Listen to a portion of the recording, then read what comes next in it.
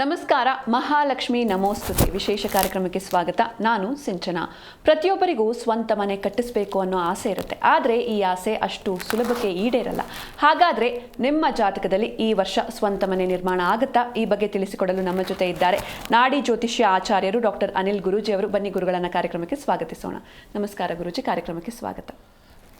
ಆತ್ಮೀಯ ಜಿ ಕನ್ನಡ ನ್ಯೂಸ್ನ ಸಮಸ್ತ ವೀಕ್ಷಕರಿಗೆ ಈ ಕಾರ್ಯಕ್ರಮಕ್ಕೆ ಸ್ವಾಗತ. ಗುರೂಜಿ, ನಾನು ಆಗಲೇ ಹೇಳಿದಾಗೆ ಪ್ರತಿಯೊಬ್ಬರಿಗೂ ಕೂಡ ತಮ್ಮದೇ ಆದ ಒಂದು ಗೂಡಿರಬೇಕು ಅಂತ ಆಸೆ ಇರುತ್ತೆ. ಈಗ ಜಾತಕದಲ್ಲಿ ಹೊಸ ಮನೆ ಕಟ್ಟಿಸೋದಕ್ಕೆ ಯೋಗ ಇರಬೇಕಾ, ಹೇಗೆ ಅಂತ? ಖಂಡಿತವಾಗ್ಲೂಮ್ಮ, ಎಲ್ಲದಕ್ಕೂ ಯೋಗ ಇರಲೇಬೇಕು. ಆರೋಗ್ಯವಾಗಿ ಇರಬೇಕು ಅಂದ್ರೂ ಅದಕ್ಕೆ ಯೋಗ ಇರಬೇಕು. ಮಹಾಲಕ್ಷ್ಮಿ ಯಾವಾಗಲೂ ನಮ್ಮ ಜೊತೆಯಲ್ಲೇ ಇರಬೇಕು, ನಮ್ಮ ಮನೆಯಲ್ಲೇ ಇರಬೇಕು ಅನ್ನೋದಕ್ಕೂ ಯೋಗ ಇರಬೇಕು. ಅದೇ ಥರನೇ ಸ್ವಂತ ಮನೆ ಅನ್ನುವಂಥದ್ದು ಒಂದು ಮುಖ್ಯವಾದಂತಹ ಭಾಗ ಆಗಿರುತ್ತೆ. ಯಾಕೆ ಗೊತ್ತಾ? ಎಷ್ಟೋ ವರ್ಷಗಳ ಕಾಲ ನೀವು ಆ ಸ್ವಂತ ಮನೆಯನ್ನು ನಿರ್ಮಾಣ ಮಾಡಬೇಕು ಅನ್ನೋ ಕನಸನ್ನು ಇಟ್ಕೊಂಡು ಅದಕ್ಕೋಸ್ಕರ ಕೆಲಸ ಮಾಡಬೇಕು. ಹೌದಲ್ವಮ್ಮ? ನಿಮ್ಮ ದೈನಂದಿನ ಚಟುವಟಿಕೆಗಳ ಜೊತೆ ದುಡಿಮೆಯನ್ನು ಮಾಡಿ ಅದರಲ್ಲಿ ಉಳಿತಾಯ ಅನ್ನೋದನ್ನು ಮಾಡಿ ಆ ಉಳಿತಾಯದ ಅಷ್ಟು ಭಾಗನ ತಗೊಂಡು ಅದರ ಜೊತೆಗೆ ಸಾಲವನ್ನು ಮಾಡಿ ಸಾಲವನ್ನು ತಗೊಂಡು ಹೋಗಿ ನಂಬಿಕಸ್ಥರ ಕೈಲಿ ಕೊಟ್ಟು ಅಲ್ಲಿ ರಿಜಿಸ್ಟ್ರೇಷನ್ ಮಾಡಿಸ್ಕೊಳ್ಳುವಂಥದ್ದು ಇದೆಲ್ಲವೂ ದೈವ ಬಲ ಇಲ್ಲದೇನೆ ಸಾಧ್ಯ ಆಗದೇ ಇರೋವಂಥ ಕೆಲಸ. ಹಾಗಾಗಿ ಜಾತಕದಲ್ಲಿ ಮನೆಯ ಯೋಗ ಅನ್ನುವಂಥದ್ದು ಬಹಳ ಮುಖ್ಯ ಆಗತ್ತೆ. ಯಾಕೆ ಗೊತ್ತಾ? ಸ್ವಂತ ಮನೆ ಒಂದು ಸತಿ ನಿರ್ಮಾಣ ಮಾಡಿದ ನಂತರದಲ್ಲಿ ಅದನ್ನು ಬದಲಾಯಿಸೋ ಥರದ್ದಾಗಬಾರ್ದು, ಅಥವಾ ಅದರಿಂದ ಏನೋ ಸಮಸ್ಯೆಗಳು ಉಂಟಾಗ್ತಾ ಇದೆ ಅಂತ ಆಗಬಾರ್ದು.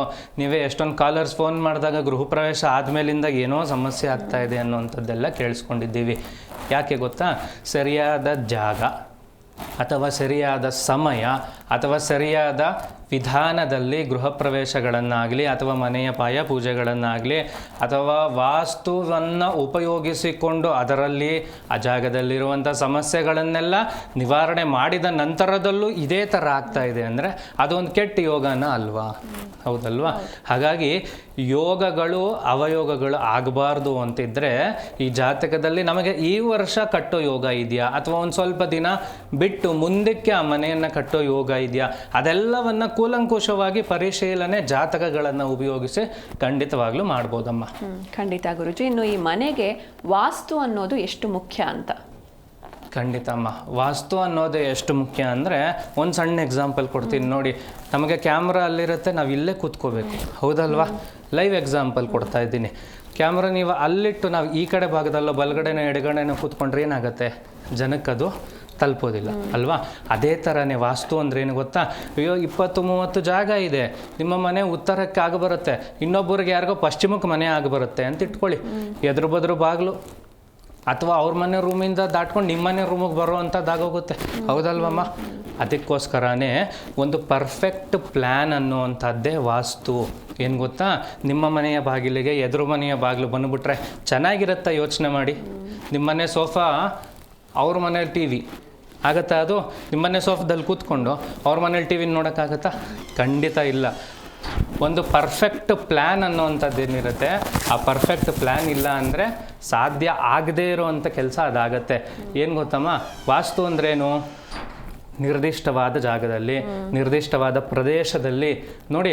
ಇವಾಗ ಒಂದು ಅಡುಗೆ ಮನೆಯನ್ನು ಅಗ್ನಿಮೂಲೆಯಲ್ಲಿಡಬೇಕು ಅಂತ ಹೇಳ್ತಾರಲ್ವ? ಅಡುಗೆ ಮನೆ ಅಗ್ನಿಮೂಲೆಗೆ ಯಾಕೆ? ನೋಡಿ, ಭಾರತದ ವಾಯು ಪ್ರದೇಶವನ್ನು ಋಷಿಮುನಿಗಳು ಚೆನ್ನಾಗಿ ಅರ್ಥ ಮಾಡ್ಕೊಂಡಿದ್ದಾರೆ. ಅದೇ ಬೇರೆ ಜಾಗದಲ್ಲಿಟ್ಟಾಗ ಗಾಳಿಯ ಆರ್ಭಟ ಜಾಸ್ತಿ ಆದಾಗ, ಈಗೇನೋ ಗ್ಯಾಸ್ ಇದೆ ರೀ, ಗ್ರೌಂಡ್ ಫ್ಲೋರಲ್ಲಿಟ್ಟು ಪೈಪಲ್ಲಿ ಹಿಂಗೆ ಕಳಿಸ್ತೀರಾ, ನಿಮ್ಮ ಮನೆಗೆ ಬರೆದು ಸೇರುತ್ತೆ. ಹೌದಲ್ವಾ? ಆಗಿನ ಕಾಲದಲ್ಲೆಲ್ಲ ಒಲೆ ಇತ್ತಲ್ವ? ಆ ಒಲೆಗೆ ಗಾಳಿ ಜಾಸ್ತಿ ಆದಾಗ ಏನಾಗುತ್ತೆ? ಅಗ್ನಿ ಅವಘಡಗಳು ಜಾಸ್ತಿ ಆಗುವಂಥದ್ದು. ಅದರಿಂದ ನೋಡಿ, ಆ ಅಗ್ನಿ ಅವಘಡಗಳನ್ನು ತಡೆದಿದ್ದೇ ಈ ರೀತಿಯ ವಾಸ್ತುಗಳು. ಆಯಿತಾ? ಆಮೇಲೆ ಇನ್ನೊಂದು ವಿಶೇಷ ಏನು ಗೊತ್ತಾ? ಆಗಿನ ಕಾಲದಲ್ಲಿ ಎಲ್ಲರೂ ಸಮೃದ್ಧಿಯಾಗಿದ್ದರು. 20 ಎಕರೆ ಜಾಗ ಇತ್ತು. 20 ಎಕರೆ ಜಾಗದಲ್ಲಿ ಎಲ್ಲೆಲ್ಲಿ ಏನೇನು ಕಟ್ಟಬೇಕು ಅನ್ನೋವಂಥದ್ದು ನಕ್ಷೆ ಬೇಕಾಗೇ ಇತ್ತು ಅಲ್ವಮ್ಮ? ಈಗ ಎಷ್ಟಿದೆ? 20 ಎಕರೆ ಅಲ್ಲ, 20-30 ಜಾಗನೇ ಕಷ್ಟ ಆಗ್ತಾ ಇದೆ. ಹೌದಲ್ವಾ? ಆಗ ಬೇಕಾಗಿದ್ದಂತಹ ವಾಸ್ತು, ಆಗ ಬೇಕಾಗಿದ್ದಂತಹ ಒಂದು ಪ್ಲ್ಯಾನ್ ಏನಿತ್ತು ಅದು ಬೇರೆ ಥರನೇ ಇತ್ತು. ಈಗ ಬೇಕಾಗಿರುವಂಥದ್ದೇನು? 20-30 ಇಲ್ಲ 30-40 ಇಲ್ಲ 60-40 ಈ ಥರದ ಜಾಗಗಳಿಗೆ ಯಾವುದು ಸ್ಪಷ್ಟವಾದಂತಹ ಪಾಸಿಟಿವ್ ಎನರ್ಜೀಸ್ನ ತಂದುಕೊಡುತ್ತೆ? ಯಾವುದು ಸ್ಪಷ್ಟವಾದಂತಹ ನಿರ್ದಿಷ್ಟವಾದಂತಹ ಜಾಗದಲ್ಲಿ ಓಡಾಡಿದ್ರೆ ನೋಡಿ, ಒಂದು ಸಣ್ಣ ಉದಾಹರಣೆ ಕೊಡ್ತೀನಿ. ಅಡುಗೆ ಮನೇಲಿ ಅಡುಗೆ ಆಗಿದ ತಕ್ಷಣ ನಿಮಗೆ ಕೈ ತೊಳ್ಕೊಳ್ಳೋಕ್ಕೆ ಎಲ್ಲ ಪಕ್ಕದಲ್ಲೇ ಸಿಂಕ್ ಮಾಡ್ಕೋತೀರಿ. ಯಾಕೆ? ಅದು ವಾಸ್ತು ಶಾಸ್ತ್ರದಲ್ಲಿ ಹೇಳಿದೆ ಸಿಂಕ್ ಪಕ್ಕದಲ್ಲಿ ಬೇಕು ಅಂತ. ಯಾಕೆ ಬೇಕು? ಆಗ ನೋಡಿ, ಅಡುಗೆ ಮಾಡಿದ ತಕ್ಷಣ ಎಲ್ಲೋ ದೂರದಲ್ಲೆಲ್ಲೋ ಬೆಡ್ರೂಮ್ ದಾಟ್ಕೊಂಡು ಫಸ್ಟ್ ಫ್ಲೋರಲ್ಲಿ ನಿಮಗೆ ವಾಶ್ ಬೇಸನ್ನು ಅಥವಾ ಕೈ ತೊಳ್ಕೊಳ್ಳೋದಿಟ್ರೆ ಏನಾಗುತ್ತಮ್ಮ? ಎಷ್ಟತಿ ಓಡಾಡ್ತೀವಿ, ಕಷ್ಟ ಆಗುತ್ತಲ್ವಾ? ಅದಕ್ಕೆ ಪರ್ಫೆಕ್ಟ್ ಪ್ಲ್ಯಾನ್ ಇದ್ದರೆ ನಿಮಗೆ ಪರಿಸರ ಸಹಾಯ ಮಾಡುತ್ತೆ, ನೇಚರ್ ಸಹಾಯ ಮಾಡತ್ರಿ. ಇನ್ನೊಂದು, ದೇವ್ರ ಪೂಜೆ ಮಾಡಬೇಕು, ಎದ್ದಿದ ತಕ್ಷಣ ದೇವ್ರ ಮುಖ ನೋಡಬೇಕು ಅಂತ ಬೆಡ್ರೂಮಲ್ಲೇ ನೀವು ದೇವ್ರ ಮನೆ ಕಟ್ಸ್ಕೊಳ್ಳಿ ನೋಡೋಣ, ಆಗತ್ತಾ? ಇಲ್ಲ. ಯಾಕಾಗಲ್ಲ? ಸ್ನಾನಾದಿಗಳನ್ನು ನಿತ್ಯ ಕರ್ಮಗಳನ್ನು ಮುಗಿಸ್ಕೊಂಡು ನಂತರದಲ್ಲಿ ದೇವ್ರ ಮನೆಗೆ ಬರುವಂಥದ್ದು ಅಲ್ವಾ? ಬೆಡ್ರೂಮ್ನ 5-6 ಸತಿ ದಿನದಲ್ಲಿ ಉಪಯೋಗಿಸ್ತೀವಿ. ಏನಕ್ಕೆ? ಹೋಗಿದ ತಕ್ಷಣ ರೆಸ್ಟ್ ತೊಗೊಳ್ಳೋ ಅಂಥದ್ದು, ನಮ್ಮ ವಾರ್ಡ್ರೋಬ್ ಇರುತ್ತೆ, ಬಟ್ಟೆಗಳನ್ನು ಮಡಚಿಡುವಂಥದ್ದು, ಹೌದಲ್ವಮ್ಮ? ಆದರೆ ಅದೇ ಜಾಗದಲ್ಲೇ ದೇವ್ರ ಮನೆ ಮಾಡಿದ್ರೆ ಏನಾಗುತ್ತೆ? ಏನೋ ಒಂಥರ ಚೆನ್ನಾಗಿ ಅನ್ಸಲ್ಲ. ಅಯ್ಯೋ, ದೇವರನ್ನ ನೋಡಿ ಶುದ್ಧವಾಗಿ ನೋಡಬೇಕು ಅನ್ನೋವಂಥದ್ದು ಶಾಸ್ತ್ರಬದ್ಧವಾಗಿ ಬಂದಿರುವಂಥದ್ದು. ಅದಕ್ಕೇ ಇದು ಇಂಪಾರ್ಟೆಂಟು. ಅಗ್ನಿ ಮೂಲೆಯಲ್ಲೇ ಇಡಿ, ವಾಯುಮೂಲೆಯಲ್ಲೇ ಇಡಿ, ಅಥವಾ ದೇವ್ರ ಮೂಲೆಯಲ್ಲೇ ಇಡಿ ಅನ್ನೋದಕ್ಕೆ ನಿಮ್ಮ ಮೇಲೆ ಪ್ರೆಷರ್ ಆಗ್ತಾ ಇರೋವಂಥದ್ದಲ್ಲ. ನಿಮ್ಮ ದೈನಂದಿನ ಚಟುವಟಿಕೆಗಳು ಈಸಿಯಾಗಿ ನಡೀಲಿ ಅನ್ನೋದೇ ಇದರ ಉದ್ದೇಶ. ಖಂಡಿತ ಗುರುಜಿ. ಇನ್ನು ಈ ನಾಡಿ ಜ್ಯೋತಿಷ್ಯದ ಪ್ರಕಾರ ವಾಸ್ತುವಿನ ಮಹತ್ವ ಏನು ಅಂತ ನೋಡಿ, ಜ್ಯೋತಿಷ್ಯ ಶಾಸ್ತ್ರದಲ್ಲಿ ವಾಸ್ತು ಅನ್ನುವಂಥದ್ದು ಸಪ್ರೇಟಾಗಿ ಇರುವಂಥ ಒಂದು ವಿಭಾಗ. ಆದರೆ ಅದರ ಜೊತೆಗೆ ನಾಡಿ ಜ್ಯೋತಿಷ್ಯ ಏನು ಹೇಳುತ್ತೆ ಗೊತ್ತಾ? ನೀವು ವಾಸ ಮಾಡುವಂತಹ ಪ್ರದೇಶ, ಆ ಪ್ರದೇಶಕ್ಕೆ ನಿಮ್ಮ ಜಾತಕ ಹೊಂದಾಣಿಕೆ ಆಗಿದೆಯಾ ಅನ್ನುವಂಥದ್ದನ್ನು ನೋಡ್ಕೋಬೇಕು. ಒಂದು ವಿಧಾನ ಹೇಳ್ತೀನಿ ಕೇಳಿ. ಉತ್ತರ ಭಾರತದವರು ದಕ್ಷಿಣ ಭಾರತದಲ್ಲಿರ್ತಾರೆ. ಅವರ ಆಹಾರ ಪದ್ಧತಿ ಬದಲಾಗುತ್ತಾ ಇಲ್ವಮ್ಮ? ಬದಲಾಗತ್ತೆ. ನಮ್ಮ ದಕ್ಷಿಣದ ಆಹಾರ ಪದ್ಧತಿಗಳನ್ನೇ ಅವರು ಅಳವಡಿಸಿಕೊಳ್ಳಬೇಕು. ಆದರೆ ದಕ್ಷಿಣ ಭಾರತದ ಶೈಲಿಯನ್ನು ತಗೊಂಡವರು ಉತ್ತರಕ್ಕೆ ಹೋದಾಗ್ಲೂ ಅದನ್ನೇ ತಗೋತಾರ? ಇಲ್ಲ, ತಗೊಳ್ಳಲ್ಲ. ಯಾಕೆ ತಗೊಳ್ಳಲ್ಲ ಅಂದರೆ ಆ ರೀಜನ್ ಏನಿರುತ್ತಲ್ಲ, ಆ ರೀಜನ್ ಅವರು ಹೊಂದಾಣಿಕೆ ಮಾಡಿಕೊಳ್ಳಲೇಬೇಕು. ಸದಾಶಿವನಗರದಲ್ಲಿ ಮನೆ ಕೊಟ್ಟವ್ರು ದೊಡ್ಡದಾಗೆ ಕಟ್ಟಬೇಕು. ಸ್ಲಮ್ಮು ಏರಿಯಾ ಸದಾಶಿವನಗರದಲ್ಲಿ ಇರಲ್ಲ. ಯಾಕೆ ಅಂದರೆ ಆ ಸ್ಟೇಜಸ್ನೆಲ್ಲ ದಾಟ್ಕೊಂಡು ಹೋಗಿದೆ ಸದಾಶಿವನಗರ, ಹೌದಾ ಅಲ್ವಾ? ಕರೆಕ್ಟ್. ಸದಾಶಿವನಗರದಲ್ಲಿ ಚಿಕ್ಕದಾಗಿ ಮನೆ ಕಟ್ತೀನಿ ಅಂದರೆ ರೋಡಲ್ಲಿ ನಡ್ಕೊಂಡು ಹೋಗೋರೆಲ್ಲ ನೋಡ್ತಾ ಇರ್ತಾರೆ, ಇದು ಯಾವುದೋ ಚಿಕ್ಕ ಮನೆ ಬಂತು, ಇವ್ರಿಗೆ ಸೈಟ್ ಹಿಂದಿನಿಂದ ಯಾರೋ ಕೊಟ್ಟಿರೋದಿರಬೇಕೇನೋ ಅಂತ, ಹೌದಲ್ವಾ? ಅದಕ್ಕೇ ಆಯಾ ಪ್ರದೇಶಗಳಿಗೆ ಅನುಗುಣವಾಗಿ ನೀನು ಅಲ್ಲಿ ವಾಸ ಮಾಡಬೇಕಾ, ಪರ್ಮನೆಂಟಾಗಿರಬೇಕಾ, ಅದೆಲ್ಲವೂ ಕೂಡ ವಾಸ್ತುಗಿಂತ ಹೆಚ್ಚಾಗಿ ಜ್ಯೋತಿಷ್ಯ ಶಾಸ್ತ್ರದಲ್ಲಿ ಇರುವಂಥದ್ದು. ಆ ಜ್ಯೋತಿಷ್ಯ ಶಾಸ್ತ್ರದಲ್ಲಿ ಇರುವಂತಹ ಈ ವಿಧಾನಗಳನ್ನು ಉಪಯೋಗಿಸ್ಕೊಂಡಾಗ, ಅದರಲ್ಲೂ ನಾಡಿ ಜ್ಯೋತಿಷ್ಯ ಏನು ಹೇಳುತ್ತೆ ಗೊತ್ತಾ? ಒಂದು ಎಕ್ಸಾಂಪಲ್ ಕೊಡ್ತೀನಿ ನೋಡಿ. ಪೂರ್ವ ದಿಕ್ಕಿಗೆ ಸೂರ್ಯಗ್ರಹ ಅಧಿಪತಿ ಅಂತ ನಾಡಿ ಜ್ಯೋತಿಷ್ಯದಲ್ಲಿ ಹೇಳುತ್ತೆ. ನಿನ್ನ ಜಾತಕದಲ್ಲೇನಾದರೂ ಸೂರ್ಯನಿಗೆ ರಾಹುಕೇತುವಿನ ಸಂಯೋಗ ಇದ್ದರೆ ನಿನ್ನ 20-30 ಸೈಟ್ ತಗೊಂಡಾಗ ಪೂರ್ವದಲ್ಲಿ ಏನೋ ಒಂದು ಸಮಸ್ಯೆ ಇದೆ ಅಂತ ಜಾತಕವನ್ನೇ ನೋಡಿ ನಿರ್ಧಾರ ಮಾಡಬಹುದು. ವಾಸ್ತುವನ್ನು ಆ ಜಾಗಕ್ಕೆ ಹೋಗಿ ನೋಡುವಂಥದ್ದಾಗಲಿ, ಅಲ್ಲೇ ನಿರ್ಧಾರ ಮಾಡಬೇಕು ಅನ್ನೋವಂಥದ್ದಾಗಲಿ ನಾಡಿ ಜ್ಯೋತಿಷ್ಯದಲ್ಲಿಲ್ಲ. ಅದೇ ಸ್ಪೆಷಲ್ಲು ನಾಡಿ ಜ್ಯೋತಿಷ್ಯಕ್ಕೂ ಬೇರೆಯ ವಿಭಾಗ. ಖಂಡಿತ ಗುರುಜಿ. ಒಬ್ರು ಕಾಲರ್ ಇದ್ದಾರೆ, ಅರವಿಂದ್ ಅಂತ, ಮಳವಳ್ಳಿಯಿಂದ. ನಮಸ್ತೆ. ನಮಸ್ತೆ ಮೇಡಮ್. ನಮಸ್ತೆ ಸರ್, ಗುರೂಜಿ ಇದ್ದಾರೆ, ಮಾತನಾಡಿ. ಗುರುಗಳೇ ನಮಸ್ತೆ. ನಮಸ್ಕಾರ, ಹೇಳಿ. ಗುರುಗಳೇ, ಈ ರೀತಿ ನಾವು 3 ತಿಂಗಳಾಯ್ತು ಮನೆ ಕಟ್ಟಿ, ಗೃಹ ಪ್ರವೇಶ ಆಗಿದೆ. 19ಕ್ಕೆ 32 ಅಡಿ ಇದೆ. 19ಕ್ಕೆ 32 ಅಡಿ. 37. ಆಯಿತು, ಹೇಳಿ. ಅದು ಉತ್ತರದ ಬಾಗಿಲು. ಸರಿ. ರಸ್ತೆ. ಅದೇ ಮನೆ ಒಳಗಡೆ ಏನಾದ್ರು ಇಂಪ್ರೂವ್ಮೆಂಟ್ ಮಾಡ್ಕೋಬೇಕಾದ್ರೆ ಏನ್ ಮಾಡೋದು ಅಂತ ಮನೆ ಕಟ್ಬಿಟ್ಟಿದ್ದೀವಿ. ಮನೆಯ ಒಳಗಡೆ ಅಭಿವೃದ್ಧಿ ಆಗೋದಕ್ಕೆ ಏನು ಮಾಡಬೇಕು ಅಂತನಾ? ಹೌದು. ಒಂದು, ಗೃಹ ಪ್ರವೇಶಗಳೆಲ್ಲ ಆಯ್ತಾ ಚೆನ್ನಾಗಿ? ಚೆನ್ನಾಗಾಯ್ತು. ಎರಡನೇದು, ಗೃಹ ಪ್ರವೇಶ ಆದ ನಂತರದಲ್ಲೇ ನಿಮ್ಮ ಮನೆ ದೇವ್ರಿಗೆ ಹೋಗಿ ಬಂದ್ರಾ? ಇನ್ನೊಂದು ಜ್ಞಾಪಕ ಇಟ್ಕೊಳ್ಳಿ, ನಿಮ್ಮ ಮನೆ ದೇವರದು ದೇವಸ್ಥಾನದಲ್ಲಿ ತೆಂಗಿನಕಾಯಿ ಕೊಡುವಂಥದ್ದು ಅಥವಾ ಯಾವುದಾದ್ರೂ ವಸ್ತುಗಳನ್ನು ಮನೆಯಲ್ಲಿ ಇಡಿ ಅಂತ ಕೊಡುವಂಥದ್ದು ಪದ್ಧತಿ ಇದ್ದರೆ ಮೊದಲು ಅದನ್ನು ತಗೊಂಡು ಬಂದು ಮನೆಯ ದ್ವಾರದ ಒಳಗಡೆ ನೇತಾಕುವಂಥದ್ದು ಮಾಡಿ, ಮೊದಲನೇ ಕೆಲಸ. ಅರ್ಥ ಆಯ್ತಾ? ನಂತರದಲ್ಲಿ ನಿಮ್ಮ ಮನೆಯ ಯಾವುದೇ ವಾಸ್ಕಲ್ಲು ಎದುರು ಬದ್ರು ಇದೆಯಾ ಅನ್ನೋದು ನೋಡ್ಕೊಳ್ಳಿ. ಅಕಸ್ಮಾತ್ ನೇರವಾಗಿ 90 ಡಿಗ್ರಿಗೆ ಆಪೋಸಿಟ್ ಮೈನ್ ವಾಸ್ಕಲ್ಗೂ ರೂಮ್ ವಾಸ್ಕಲ್ಗೂ, ಅಥವಾ 2 ರೂಮ್ ಕಟ್ಟಿರ್ತೀರಿ ಆ ಕಡೆಗೆ ಈ ಕಡೆಗೆ, ಅಲ್ಲಿನ ಬಾಗಿಲುಗಳು ನೇರವಾಗಿ ಇತ್ತು ಅಂದರೆ ಒಂದು ಕರ್ಟನ್ ಹಾಕಿ ಫಸ್ಟು. ಆ ನೇರವಾಗಿದ್ದಂಥ ಜಾಗದಲ್ಲಿ ಸಮೃದ್ಧಿ ಇರೋದಿಲ್ಲ. ಒಡೆದಾಕ್ ಮಾಡೋವಂಥದ್ದು ಬೇಕಾಗಿಲ್ಲ. ಸಣ್ಣದೊಂದು 200 ರೂಪಾಯಿ ಖರ್ಚು ಮಾಡಿ ಕರ್ಟನ್ ಹಾಕೋದ್ರಿಂದ ಖಂಡಿತವಾಗ್ಲೂ ಅಲ್ಲೇನಾದರೂ ತಪ್ಪಾಗಿದ್ರೆ ನಿವಾರಣೆ ಆಗತ್ತೆ. ಇದನ್ನು ಮಾಡಿ ಸಮೃದ್ಧಿ ನಿಮ್ದು ಖಂಡಿತವಾಗ್ಲೂ ಆಗತ್ತೆ. ಓಕೆ, ಧನ್ಯವಾದ ಕರೆ ಮಾಡಿದ್ದಕ್ಕೆ. ಇನ್ನೊಬ್ರು ಕಾಲರ್ ಇದ್ದಾರೆ ಗುರೂಜಿ, ವೆಂಕಟೇಶ್ ಅಂತ ಸುಂಕದಕಟ್ಟೆಯಿಂದ. ನಮಸ್ತೆ. ನಮಸ್ತೆ ಮೇಡಮ್. ನಮಸ್ತೆ ಸರ್, ಗುರೂಜಿ ಇದ್ದಾರೆ, ಮಾತನಾಡಿ. Okay madam. ನಮಸ್ಕಾರ, ಹೇಳಿ ವೆಂಕಟೇಶ್ ಅವರೇ. ಸರ್, ನಾನು ಹುಟ್ಟಿದ ಸಮಯಕ್ಕೆ 1978. ಹಾಂ, ಆಯಿತು. ಬೆಳಗ್ಗೆ 10:15 ಕೊಟ್ಟಿದ್ದು. ಮೀನರಾಶಿ, ಉತ್ತರಾಭಾದ್ರ ನಕ್ಷತ್ರ, ಮೀನರಾಶಿ. ಆಯಿತು, ಏನಪ್ಪ ಪ್ರಶ್ನೆ? ಫ್ಲೋರ್ ಮಿಲ್ ಮಾಡಿದ್ದೀನಿ ನಾನು. ರಾಗಿ ಮಿಷಿನ್ ಮಾಡ್ತಾ ಇದ್ದೀನಿ ಒಂದು 20 ವರ್ಷದಿಂದ. ಸರಿ. ಏನು ಬಿಸ್ನೆಸ್ ಎಲ್ಲ ಚೆನ್ನಾಗಿ ನಡೆಯುತ್ತೆ, ಆದರೆ ದುಡ್ಡು ಕೈ ನಿಲ್ತಾ ಇಲ್ಲ ಸ್ವಾಮಿ. ಎಷ್ಟು ಮಾಡಿದ್ರು. ಆಮೇಲೆ ಮನ್ಸು ಸ್ವಲ್ಪ ಚಂಚಲ. ಅದೊಂದೇ ವ್ಯವಹಾರ ಮಾಡ್ತಾ ಇರೋದಾ? ಹಾಂ, ಅದೊಂದೇ ಮಾಡಿ. ಪ್ರಶ್ನೆ ಏನಂದ್ರೆ ವ್ಯಾಪಾರ ಚೆನ್ನಾಗಿದೆ, ಉಳಿತಾಯ ಆಗ್ತಾ ಇಲ್ಲ ಅನ್ನೋಂಥದ್ದು, ಹೌದಾ? ಮನ್ಸು ಚಂಚಲ ಇದೆ ಸ್ವಾಮಿ ಜಾಸ್ತಿ. ಆಯಿತು, ಒಂದು ಕೆಲಸ ಮಾಡಿ, ನಾನು ಹೇಳ್ಕೊಡುವಂಥ ಕೆಲಸ ನೋಡಿ. ನಿಮ್ಮ ಅಂಗಡಿ ಏನಿರುತ್ತಲ್ಲ, ಫ್ಲೋರ್ ಮಿಲ್ ಅಂತ ಹೇಳ್ತಾ ಇದ್ದೀರಿ ಅಲ್ವಾ? ಫ್ಲೋರ್ ಮಿಲ್ಲಲ್ಲಿ ಯಾವಾಗಲೂ ಶಬ್ದ ಬರುವಂಥದ್ದು ಜಾಸ್ತಿ ಆಗಿರುತ್ತೆ, ಹೌದಾ ಅಲ್ವಾ? ಶಬ್ದನ ತಪ್ಪಿಸೋದಿಕ್ಕೆ ಆಗೋದಿಲ್ಲ. ಎಲ್ಲಿ ಶಬ್ದ ಜಾಸ್ತಿ ಇರುತ್ತೆ ಅಲ್ಲಿ ಕುಜಗ್ರಹದ ಫೋರ್ಸ್ ಜಾಸ್ತಿ ಇರುತ್ತೆ, ಅಂದರೆ ಪ್ರೆಸೆನ್ಸ್ ಏನೋ ಪ್ರೆಷರ್ ಜಾಸ್ತಿ ಇರುತ್ತೆ, ಹೌದಾ? ಆ ಪ್ರೆಷರ್ ಏನು ಮಾಡುತ್ತೆ, ನಿಮಗೆ ಮಾನಸಿಕ ನೆಮ್ಮದಿಯನ್ನು ಕಡಿಮೆ ಮಾಡೋದಕ್ಕೆ ಬಿಡೋದಿಲ್ಲ, ಜಾಸ್ತಿ ಆಗ್ತಾ ಬರುತ್ತೆ.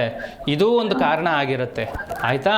ಜಾಸ್ತಿ ಸಾಧ್ಯ ಆದಷ್ಟು ನಿಮ್ಮ ಅಂಗಡಿಯಲ್ಲಿ ದೇವ್ರ ಫೋಟೋ ಇಡೋದಕ್ಕೆ ಒಂದು ಜಾಗ ಮಾಡಿದ್ದೀರಪ್ಪ.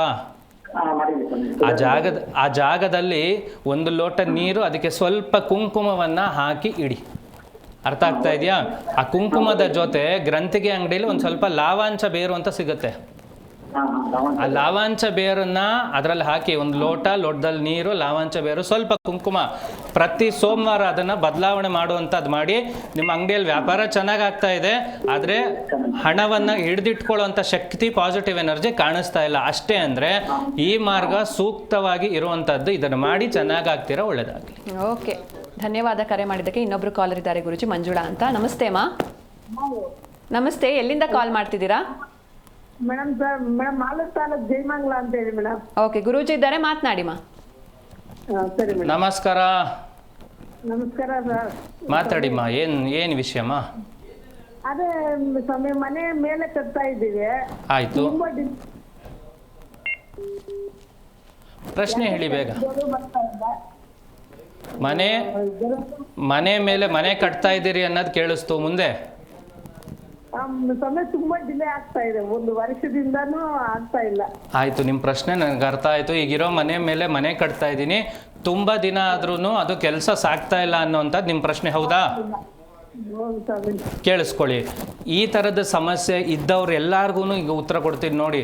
ಈ ಥರದ ಸಮಸ್ಯೆ ಇದ್ದರೆ ನಿಮ್ಮ ಕೆಳಗಡೆ ಮನೆಯಲ್ಲಿ ಕಾಂಪೌಂಡಲ್ಲೂ ಅಥವಾ ತುಳಸಿ ಪಾಟಲ್ಲಿ ಮಣ್ಣಿರುತ್ತಲ್ವಮ್ಮ, ಆ ಮಣ್ಣನ್ನು ತಗೊಂಡು ಒಂದು ತಟ್ಟೆಯಲ್ಲಿ ಹಾಕ್ಕೊಂಡು 1 ಕರ್ಪೂರನ ಅದರ ಮೇಲೆ ಹಚ್ಚಿ, ದಯವಿಟ್ಟು ನೀವು ಕಟ್ಟಿಸ್ತಾ ಇರೋವಂಥ ಜಾಗಕ್ಕೆ ದೃಷ್ಟಿಯನ್ನು ತೆಗೆದು ಹರಿಯುವ ನೀರಿಗೆ ಬಿಡೋದ್ರಿಂದ ಅರ್ಧಕ್ಕೆ ನಿಂತಿರುವ ಮನೆ, ಅಥವಾ ಮನೆ ಕಟ್ಟಿಸ್ತಾ ಇದ್ದೀವಿ, ತುಂಬ ಡಿಲೇ ಆಗ್ತಾ ಇದೆ, ದುಡ್ಡಿದೆ, ಲೇಬರ್ಸ್ ಇದ್ದಾರೆ, ಕೆಲಸ ಸಾಗ್ತಾ ಇಲ್ಲ, ಈ ಥರದ್ದು ಯಾವುದೇ ಸಮಸ್ಯೆ ಇದ್ದರೂ ಆ ಜಾಗದಲ್ಲಿರುವ ಸ್ವಲ್ಪ ಮಣ್ಣನ್ನು ದೃಷ್ಟಿ ತೆಗೆದು ಹರಿಯುವ ನದಿಗೆ ಬಿಡೋದ್ರಿಂದ ಖಂಡಿತವಾಗ್ಲೂ ನಿಮಗೆ ಒಳ್ಳೇದಾಗೇ ಆಗುತ್ತಮ್ಮ. ಒಳ್ಳೇದಾದ್ಮೇಲೆ ಗೃಹ ಪ್ರವೇಶಕ್ಕೆ ನನ್ನ ಕರೀರಿ, ಬರ್ತೀನಿ. ಓಕೆ, ಧನ್ಯವಾದ ಕರೆ ಮಾಡಿದ್ದಕ್ಕೆ. ಗುರೂಜಿ, ಇನ್ನು ಈ ವರ್ಷ ಸ್ವಂತ ಮನೆ ನಿರ್ಮಾಣ ಆಗುತ್ತೋ ಇಲ್ವೋ ಅಂತ ತಿಳ್ಕೊಳ್ಳೋಣ. ಈ ಬಗ್ಗೆ ಇನ್ನಷ್ಟು ಮಾತಾಡೋಣ. ಇನ್ನು ವೀಕ್ಷಕರೇ, ನೀವು ಕೂಡ ಗುರುಗಳ ಹತ್ರ ಮಾತಾಡಬಹುದು. ಟಿವಿ ಸ್ಕ್ರೀನ್ ಮೇಲೆ ಲಭ್ಯ ಇರುವಂಥ ನಂಬರ್ಸ್ಗೆ ಕರೆ ಮಾಡಿ ಗುರೂಜಿ ಜೊತೆ ನೇರವಾಗಿ ಮಾತಾಡಿ. ಗುರೂಜಿ, ನಾನು ಆಗಲೇ ಹೇಳ್ತಾ ಇದ್ದೆ, ಈ ವರ್ಷ ಸ್ವಂತ ಮನೆ ಆಗುತ್ತೋ ಇಲ್ವೋ ಅಂತ ತಿಳಿಯೋದು ಹೇಗೆ ಅಂತ. ಹೌದಮ್ಮ, ನಾಡಿ ಜ್ಯೋತಿಷ್ಯದಲ್ಲಿ ಸ್ಪಷ್ಟವಾಗಿ ಇದಕ್ಕೆ ಉತ್ತರಗಳನ್ನು ಕೊಟ್ಟಿದ್ದಾರೆ. ಏನು ಗೊತ್ತಾ? ನಿಮ್ಮ ಜಾತಕದಲ್ಲಿ ಶುಕ್ರನಿರುವ ಸ್ಥಾನಕ್ಕೆ ಗುರುಗ್ರಹದ ಆಗಮನ ಆದಾಗ, ಅಂದರೆ ನಾಡಿ ಜ್ಯೋತಿಷ್ಯದಲ್ಲಿ 1, 5, 9 ಅನ್ನೋ ಆಕ್ಸಸ್ನ ತಗೋತೀವಿ. 1, 5, 9 ಕಾಂಬಿನೇಷನ್ಸ್ ಅಂತ ಕರಿತೀವಿ. ಆ ಕಾಂಬಿನೇಷನ್ಸಲ್ಲಿ ನಿಮ್ಮ ಜಾತಕದ ಶುಕ್ರನ ಮೇಲೆ ಗೋಚಾರದಲ್ಲಿ ಗುರು ಬಂದಾಗ ಖಂಡಿತವಾಗಿಯೂ ನೀವು ಮನೆ ನಿರ್ಮಾಣ ಮಾಡುವಂತಹ ಸಾಮರ್ಥ್ಯವನ್ನು ಹೊಂದಿರುತ್ತೀರಿ. ಎಷ್ಟೋ ಜನ ಎಷ್ಟೊಂದು ದಿನದಿಂದ ಅನ್ಕೋತಾ ಇರ್ತೀರಿ, ಇಮ್ಮಿಡಿಯೇಟಾಗಿ ಆಗೋಯ್ತು ಗುರೂಜಿ ಅಂತ ಬರ್ತಾರೆ. ನಿನ್ನೆ ಒಬ್ಬರು ಆಶ್ರಮಕ್ಕೆ ಬಂದಿದ್ರು, ಅವ್ರಿಗೆ ನಾನು ಒಂದು ಡೇಟನ್ನು ಬರ್ಕೊಟ್ಟಿದ್ದೆ. ಏನು ಡೇಟ್ ಗೊತ್ತಾ? ಈ ನವೆಂಬರ್ ಅಥವಾ ಡಿಸೆಂಬರಲ್ಲಿ ನಿಮಗೆ ಗೃಹ ಪ್ರವೇಶದ ಯೋಗ ಇದೆ ಅಂತ. ಅವರು ಗೃಹ ಪ್ರವೇಶ ಯೋಗ ಇದೆ ಅಂದ್ಕೊಂಡು ಅವ್ರೇನು ಮಾಡಿದ್ರು, ಆಗದೇ ಇಲ್ಲ ಅನ್ನೋಂಥ ಚಾಲೆಂಜಲ್ಲಿದ್ದರು. ಆದರೆ ಜಾತಕದಲ್ಲಿ ಯೋಗ ಚೆನ್ನಾಗಿದ್ದರೆ ಹುಡ್ಕೊಂಡು ಬಂದೇ ಬರುತ್ತೆ, ಅದು ನಿಮ್ಮ ಹತ್ರಕ್ಕೆ ಬಂದೇ ಬರುತ್ತೆ, ಆ ಕೆಲಸ ಆಗತ್ತೆ. ಇಷ್ಟು ಸ್ಪಷ್ಟವಾಗಿ ಯಾಕೆ ಮಾತನಾಡ್ಬೋದು ಅಂದರೆ ನಾಡಿ ಜ್ಯೋತಿಷ್ಯದಲ್ಲಿ ಅದರ ಸ್ಪಷ್ಟತೆ ಸಿಗತ್ತೆ. ಬೇರೆ ಯಾವುದೇ ವಿಭಾಗದಲ್ಲಿ ಆಗಬಹುದೇನೋ ಅನ್ನುವಂತಹ ಪದಗಳನ್ನು ಉಪಯೋಗಿಸ್ತಾರೆ. ಈ ಪ್ರಾಕಾರದಲ್ಲಿರುವ ಜ್ಯೋತಿಷ್ಯ ಶಾಸ್ತ್ರದಲ್ಲಿ ಖಂಡಿತವಾಗ್ಲೂ ಆಗ್ಬೋದೇನೋ ಇಲ್ವೇನೋ ಅನ್ನೋಂಥ ಮಾತಿಲ್ಲ. ನಿನ್ನ ಜಾತಕದ ಶುಕ್ರನ ಮೇಲೆ ಗೋಚಾರದ ಗುರು ಬಂದಾಗ ನಿನ್ನ ಮನೆ ಕಟ್ಟಬೇಕು ಅಷ್ಟೇ. ಅದನ್ನು ಫಾರ್ಮುಲಾ ಕೊಟ್ಟಿದ್ದಾರಲ್ಲ, ಆ ಫಾರ್ಮುಲಾ ತುಂಬ ಚೆನ್ನಾಗಿ ಎಫೆಕ್ಟಿವ್ ಆಗಿ ಅದು ಕೆಲಸ ಮಾಡುತ್ತೆ. ಹಾಗಾಗಿ ಹೇಳೋದು, ಗುರುವಿನ ಬಲ ಯಾವ ಗ್ರಹದ ಮೇಲೆ ಬರುತ್ತೆ ಆ ಗ್ರಹ ನಿಮಗೆ ತುಂಬ ಚೆನ್ನಾಗಾಗಿ ಬರುತ್ತೆ. ಶುಕ್ರನ ಮೇಲೆ ಬಂದ ತಕ್ಷಣದಲ್ಲಿ ಮನೆ ಅಥವಾ ಕೇತುವಿನ ಜೊತೆ ಬಂದಾಗ ಮದುವೆ, ಈ ಥರದ ಎಲ್ಲನ ಸ್ಪಷ್ಟತೆಯನ್ನು ನಾಡಿ ಜ್ಯೋತಿಷ್ಯ ಕೊಡುತ್ತೆ. ಹಾಗಾಗೇನೆ ನಾಡಿ ಜ್ಯೋತಿಷ್ಯವನ್ನು ಉಪಯೋಗಿಸ್ಕೊಂಡಾಗ ಪ್ರೆಷರ್ ಕಮ್ಮಿ ಮಾಡ್ಕೋಬೋದು. ಈ ವರ್ಷ ನನ್ನ ಮನೆ ಕಟ್ಟಲೇಬೇಕು ಅಂದ್ಕೊಂಡು ಹೋಗ್ತಾ ಇರ್ತೀರಿ, ಎಲ್ಲೋ ಡಿಸಪಾಯಿಂಟ್ ಆಗುತ್ತೆ, ಲೋನ್ ಸ್ಯಾಂಕ್ಷನ್ ಆಗಲ್ಲ. ಅದಕ್ಕಿಂತ ಹೆಚ್ಚಾಗಿ ದೊಡ್ಡ ಕೆಲಸ ಏನು, ಸೈಟ್ ತೊಗೊಂಡು ನೀವು ಪಾಯ ಪೂಜೆ ಮಾಡಿರ್ತೀರ, ಇನ್ನೊಬ್ಬ ಬಂದು ಪಾಯ ಆಗಿಸ್ತಾ ಇರ್ತಾರೆ. ಆ ಥರದ್ದೆಲ್ಲ ಸಮಸ್ಯೆ ಆಗುತ್ತಲ್ವ. ಅದೆಲ್ಲ ಆಗಬಾರ್ದು ಅಂದರೆ ಯೋಗ ಇದೆಯಾ, ಯೋಗ್ಯತೆ ಇದೆಯಾ, ನಮಗೆ ಪರಿಸರ ಸಹಾಯ ಮಾಡ್ತಾ ಇದೆಯಾ. ಒಂದು ದೊಡ್ಡ ಸಮಸ್ಯೆ ಏನು ಗೊತ್ತಮ್ಮ, ಜಾಗ ತಗೊಂಡಿರ್ತೀವಿ, ಪಾಯ ಪೂಜೆ ಆಗಿರುತ್ತೆ, ಇನ್ನೊಬ್ಬ ಬರ್ತಾನೆ, ಅದು ಒಂಥರ ಸಮಸ್ಯೆ. ಆದರೆ ಮಳೆ ಬಂದ ತಕ್ಷಣ ನೀರು ತುಂಬ್ಕೊಂಬಿಡುತ್ತೆ, ಅದೊಂಥರ ಸಮಸ್ಯೆ. ಆ ಮಣ್ಣಲ್ಲಿ ಶಕ್ತಿ ಇದೆಯಾ, ಸತ್ವ ಇದೆಯಾ, ಏನು ಗೊತ್ತಾಗಲ್ಲ. ಅಲ್ಲಿ ಹೋಗಿ ಪರೀಕ್ಷೆ ಮಾಡುವಂಥದ್ದೆಲ್ಲನೂ ಕಷ್ಟದ ಕೆಲಸ ರೀ. 50,000 60,000 ಕಟ್ಟು, ಲ್ಯಾಬಕ್ಕೆ ಕಳಿಸು, ಅದೆಲ್ಲ ಬೇಡ. ನಾಡಿ ಜ್ಯೋತಿಷ್ಯ ಉಪಯೋಗಿಸ್ಕೊಂಡ್ರೆ ಏನಾಗುತ್ತೆ ಗೊತ್ತಾ, ನಿನ್ನ ಪರಿಸರವನ್ನು ಸೂಚಿಸುತ್ತದೆ. ಪರಿಸರ ನಿನಗೆ ಸಪೋರ್ಟ್ ಮಾಡುತ್ತಾ ನೋಡ್ಕೋಬಹುದು. ನಿಮ್ಮ ರಾಶಿಯ ಪ್ರಕಾರ, ನಿಮ್ಮ ಜಾತಕದ ಪ್ರಕಾರ ಆ ಯೋಗ ಇದೆಯಾ ಇಲ್ವಾ ಅನ್ನೋಂಥ ಒಂದು ಪ್ಲ್ಯಾನ್ ಹಾಕ್ಕೊಂಡ್ರೆ ನಿಮ್ಮ ಜೀವನ ಪ್ರೆಷರ್ ಇಲ್ಲದೆ ಇದ್ದಂಗೆ ನಡೆಯುತ್ತೆ ಅನ್ನೋವಂಥದ್ದು ನನ್ನ ಅಭಿಪ್ರಾಯ. ಮತ್ತೆ ಇದು ಸತ್ಯ ಕೂಡ ಹೌದು. ಖಂಡಿತ ಗುರುಜಿ. ಒಬ್ರು ಕಾಲರ್ ಇದ್ದಾರೆ, ನಾಗರತ್ನಮ್ಮ ಅಂತ, ಹುಬ್ಳಿಯಿಂದ. ನಮಸ್ತೆ ಮಾ. ನಮಸ್ಕಾರ ರೀ ಮೇಡಮ್. ನಮಸ್ತೆ, ಗುರೂಜಿ ಇದ್ದಾರೆ, ಮಾತನಾಡಿ ಮಾ. ನಮಸ್ಕಾರ. ನಮಸ್ಕಾರ ರೀ ಗುರುಗಳೇ. ಆರೋಗ್ಯವಾಗಿದ್ದೀರಾ? ಆರೋಗ್ಯ ಆಗ್ಯಾದೇವ್ರಿ. ಏನ್ ವಿಚಾರ? ನಮ್ಮ ಮಗನ ಬಗ್ಗೆ ಕೇಳ್ಬೇಕಾಗಿತ್ತು ರೀ. ಹೇಳಮ್ಮ. ನಮ್ಮ ಮಗಂದು 1988 ಡಿಸೆಂಬರ್ 12ನೇ ತಾರೀಕು. 12ನೇ ತಾರೀಕು ಡಿಸೆಂಬರ್. ಹ್ಞೂನ್ರಿ. ಆಯ್ತು. ರಾತ್ರಿ 12:24 ರೀ. ಏನ್ ವಿಚಾರ ಇತ್ತಮ್ಮ? ಅವನ್ ಮದುವೆ ಬಗ್ಗೆ ವಿಚಾರ ಮಾಡ್ಬೇಕಾಗಿತ್ರಿ. ಯಾವ ಹಂತದಲ್ಲಿ ಮದುವೆ ನಿಂತಿದೆಯಾ ಅಥವಾ ಮುಂದುವರಿತಾ ಇದೆಯಾ? ಯಾವ ಸ್ಟೇಜ್ ಅಲ್ಲಿ ಇದೆ ತಾಯಿ?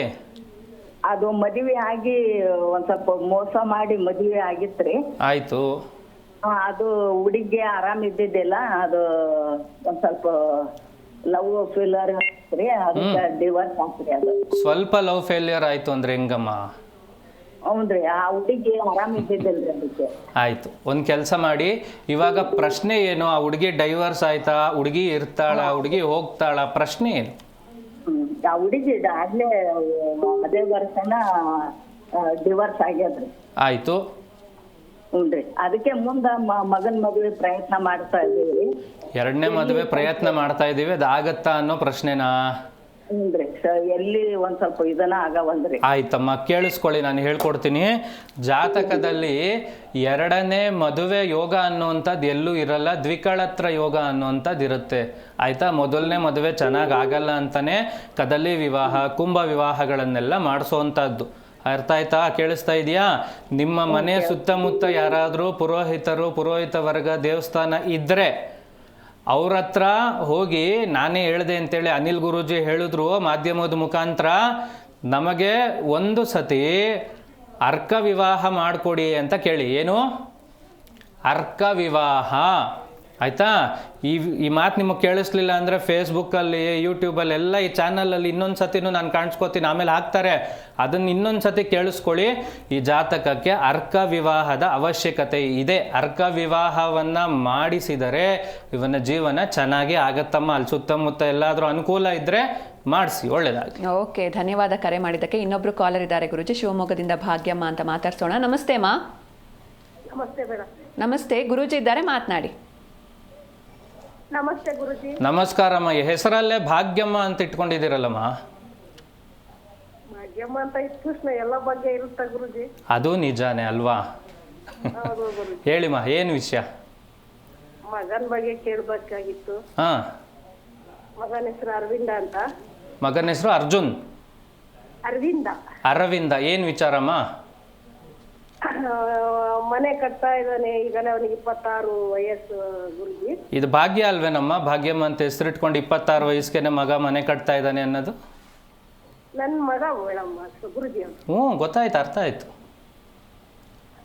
ಮನೆ ಕಟ್ತಾ ಇದ್ದಾನೆ, ಮನೆ ಕಟ್ಟಿ ಮದ್ವೆ ಮಾಡ್ಬೇಕು ಅನ್ನೋ ಒಂದು ಆಸೆ ಇದೆ ಗುರುಜಿ.